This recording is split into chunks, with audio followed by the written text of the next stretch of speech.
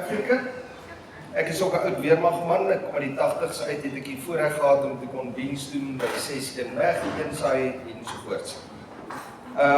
In die tye waarin ons leef, het ek die naam Survival Africa gekies, want dit gaan omtrent oor oorlewing, en ek dink baie of almal van julle kan met my saamstem. Die toerusting wat ons bemark, en wat veral gemik is op die boeremark, as ook enige ander individue, is nagsig as ook thermal of termiese toerusting. Wat insluit selfs klein apparaatjies wat jy aan jou selfoon kan koppel, wat jou kan in staat stel om iemand tot op 'n kilometer ver te kan waarneem in zero lig.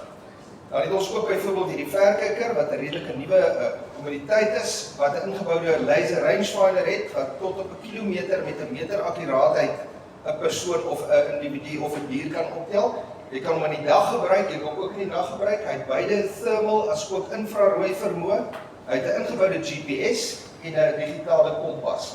Hy skakel ook met jou selfoon, so dit wat jy sien, kan jy rekord, kan jy afneem op video of op foto's en dit stuur na jou groep of jou buurtwag of wat ook al. Ongelooflike tegnologie en die pryse gaan julle dalk skok in 'n goeie manier ook van die toerusting.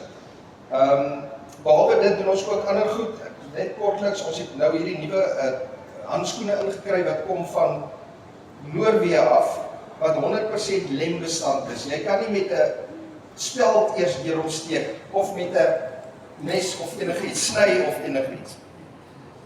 Ons het ander toerusting ook, body armor ensovoorts, so julle kan gerus met my skakel, sou julle geïnteresseerd wees in iets. Dis survivalafrica.co.za, dis die naam.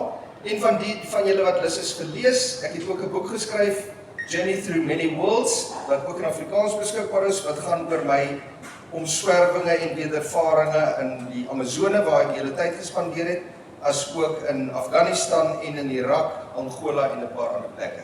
So kom gesels gerus met my. Baie dankie.